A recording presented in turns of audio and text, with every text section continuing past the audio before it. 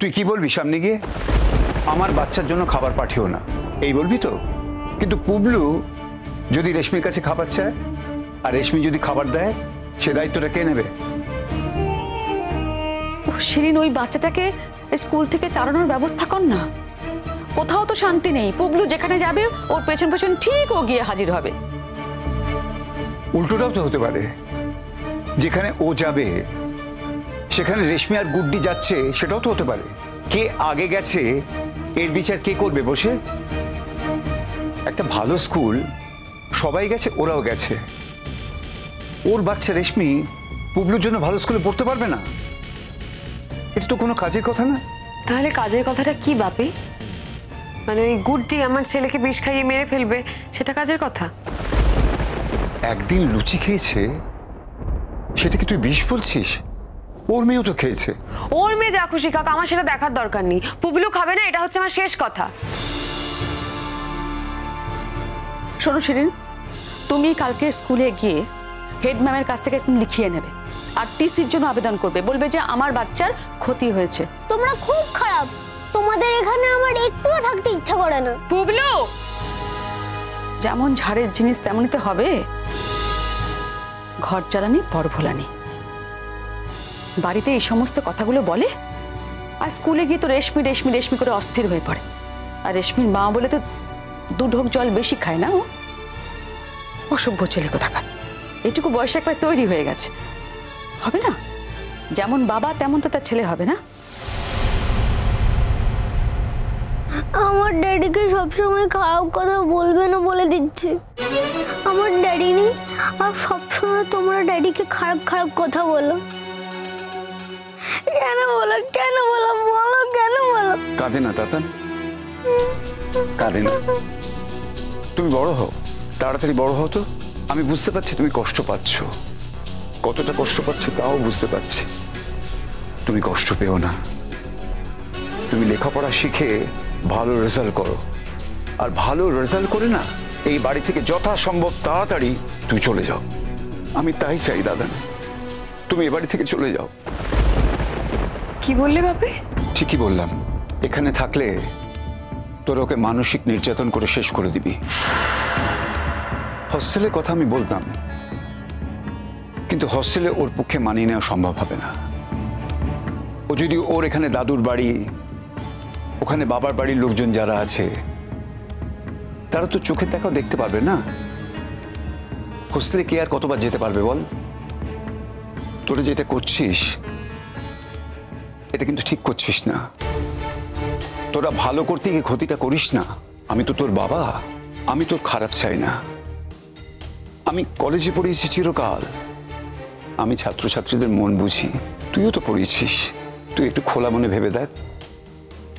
ওর উপর এরকম টর্চার করিস না। ওর সামনে ওর বাবাকে খারাপ বললে ওর খারাপ লাগতে পারে, ওর বন্ধু রেশমিকেও খারাপ বললে ওর খারাপ লাগতে পারে। দেখুন, আমাদের পক্ষে সম্ভব নয় যে কার বাচ্চা কাকে কি খাওয়াচ্ছে সেটা অবজার্ভ করার। যে ধরনের খাবার ঋতুরাজকে দেয়া হয়েছে সে ধরনের খাবারে ওর অসুবিধা আছে। ও আজ শারীরিকভাবে অসুস্থ হয়ে গেছে। দেখুন, ওর মা আমাদের কাছে কমপ্লেন করেছে, এটা তো প্রত্যাশিত নয়। আর আমরা কেন হ্যারাসমেন্টের মধ্যে যাব বলুন তো? দেখুন ম্যাম, যে ধরনের খাবার পুবলু খেয়েছে সেই একই খাবার আমার মেয়েও খেয়েছে। যদি খাবার থেকে কোনো রকম কোনো অসুস্থতা হতো তাহলে আমার মেয়েও অসুস্থ হয়ে পড়তো, তাই না ম্যাম? আর এটা তো কোনো কাজের কথা নয়, বাচ্চা নানান কারণেই অসুস্থ হতে পারে। দেখুন, আমি এত কথা জানতে চাই না। আমি শুধু চাই আমার ছেলে অন্যের বা বাইরের কোনো খাবার খাবে না। দেখুন, টিফিন টাইমে বাচ্চারা কি করছে না করছে সেটা তো সবসময় আমাদের পক্ষে দেখা সম্ভব নয়। না না, আমার কথা শুনুন। কেউ যদি ইন্টেনশনালি বাড়ি থেকে দুজনের খাবার করে পাঠায় তো আমার ছেলে তো খাবারটা খাবেই।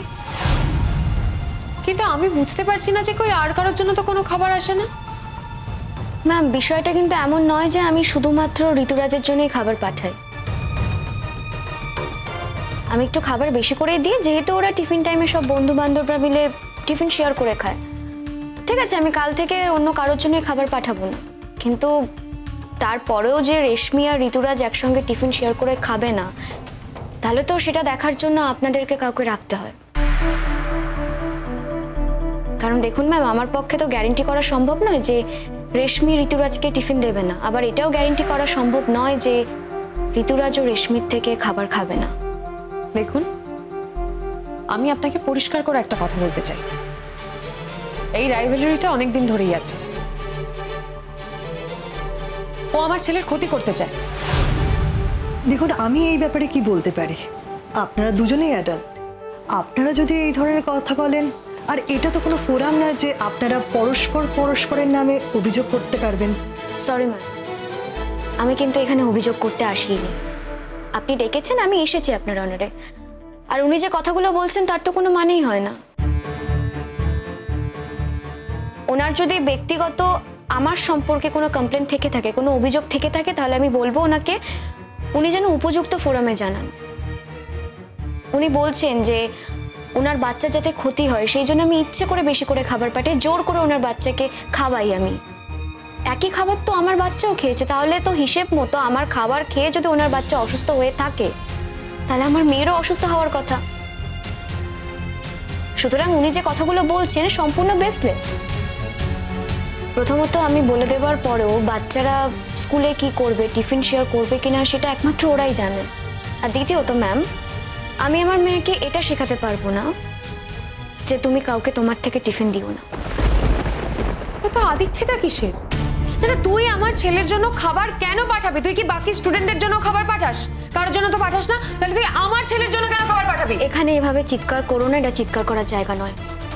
তুমি যেমন চিৎকার করতে পারো, তেমন আমিও চিৎকার না করে অনেক কিছু করতে পারি। ভয় দেখাচ্ছিস তুই আমাকে? না, তুই আমাকে ভয় দেখাচ্ছিস? তোর জন্য আজকে আমার ছেলে অসুস্থ, এবার কিন্তু আমি থানায় যাবো গুড্ডি। সেটাই বেটার হবে, যেতে পারো। না না, এটা তো হতে পারে না। আমার স্বামী মরে যাবে, আমার বাচ্চার ক্ষতি হবে, আমি সেটা মেনে নেব? এই যে এই মেয়েটা, আপনি দেখছেন এই মেয়েটা আমার স্বামীকে মেরেছে, এখন আমার বাচ্চার ক্ষতি করার পেছনে উঠে পড়ে লেগেছে। তুমি কিন্তু আমাকে হিউমিলেট করছো, এটা আমি ডিজার্ভ করি না। যার সামনে এই কথাগুলো বলছো, ভুলে যেও না তার কাছে আমার বাচ্চা পড়ে। ওনার ইমপ্রেশনের ওপর আমার বাচ্চার ভালো মন্দ নির্ভর করে আছে। নিজেটা একজন মা, কি করে এই কথাগুলো বলছো? আমি প্লিজ তোমার কাছে হাত জোর করে বলছি, চুপ করো। এই কথাগুলো বলার উপযুক্ত জায়গা এটা নয়, প্লিজ চুপ করো। হাত জোর? পায়ে ধরলেও বলবো। যেটা তুই আমার সাথে করেছিস সেটা আমি সবার সামনে বলবো। দেখুন, এগুলো আপনারা অন্য কোথাও অন্যভাবে কথা বলে নেবেন। আবার স্কুলের স্বাস্থ্য নষ্ট হবে এমন আমি কোনো কিছুই করতে পারবো না। না না, আমি তো আপনাকে প্রথমেই অ্যাপ্লাই করেছিলাম সেকশন চেঞ্জ করে দেওয়ার জন্য, তখন আপনি করে দেননি কেন? দাদা, ইমিডিয়েটলি তাহলে আপনি সেকশনটা চেঞ্জ করে দিন ওদের। ঠিক আছে, আপনার যদি মনে হয় এতে সমস্যার সমাধান হবে তাহলে আমি তাই করছি। ঠিক এতদিন পরে এসে আমার কথাটা শুনছেন তো? যখন প্রথমে অ্যাপ্লাই করেছিলাম তখন মেনে নিলে আজকে এই সমস্যাগুলো হতো না। ম্যাম, আমি কিন্তু কোনো কিছুতেই আপত্তি জানাইনি। আপনার যদি এখন মনে হয় যে আপনি সেকশন চেঞ্জ করে দেবেন, আপনি আপনার ইচ্ছে মতো করতেই পারেন।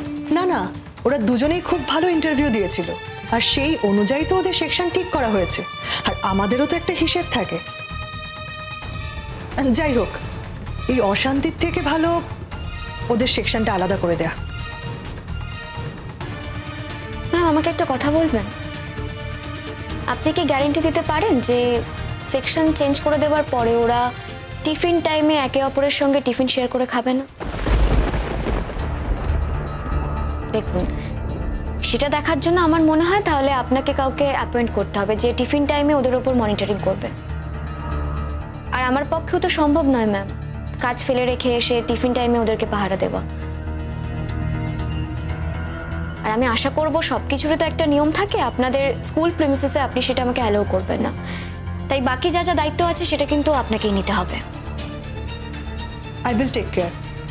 তবে ম্যাডাম, আমি আপনাকে একটা কথা বলছি, আপনার বাচ্চা যদি অসুস্থ হয়ে থাকে, বললেন না জ্বর হয়েছে, পেটের গন্ডগোল, ওকে ডক্টরের কাছে নিয়ে যান। প্রচণ্ড গরম তো, হয়তো গরম থেকেও হতে পারে। না না, গরম লেগে হয়নি, খাবার খেয়ে হয়েছে। হ্যাঁ মানছি গরম, তার মধ্যে ও টিফিনে কি পাঠিয়েছে? লুচি তরকারি। মানলাম ওর মেয়ে লুচি তরকারি খেয়ে হজম করতে পারে, তার মানে তো এরকম না যে আমার ছেলেও সেটা পারবে। আমার ছেলে সেটাকে শরীর খারাপ হয়ে গেছে। আর আপনি জানেন এই বয়সটা, ওরা ভাবে যে ওদের যারা বেশি প্যাম্পার করছে তারাই ওদের ভালোবাসে। ওর মা ওকে ভালোবাসে না, ওর মা এইসব রান্না করতে পারে না, একমাত্র ওই পারে, এইসব পছন্দের খাবার দিচ্ছে, এইসব করছে। আমার ছেলেটাকে পুরো বিষিয়ে দিচ্ছে একেবারে। এত ইনসিকিউর কেন তুমি? এনিওয়ে, ওকে ম্যাম, আমি কাল থেকে ঋতুরাজের জন্য কোনো টিফিন পাঠাবো না। আর আমি রেশমিকেও বলে দেবো ও যাতে ঋতুরাজকে টিফিন না দেয়। আমার বাচ্চাটাকে কি তৈরি করে ফেলেছে আপনাকে আমি বলে বোঝাতে পারবো না। আমার ছেলে এখন ভাবে যে ওর মা ওকে যা বলে সবকিছু বলে ওর খারাপের জন্য, সবকিছু খারাপ বলে। এই ভদ্রমহিলা যা বলছে সব ঠিক কথা, ওই রেশমি যা বলছে সব ঠিক কথা, সব ওকে ওর ভালোর জন্য বলছে। ম্যাম, আমার দিক থেকে যা যা বলার ছিল আমি সবটাই বলে দিয়েছি। বাকি যে দায়িত্বটুকু থাকবে সেটা আপনাকে নিতে হবে।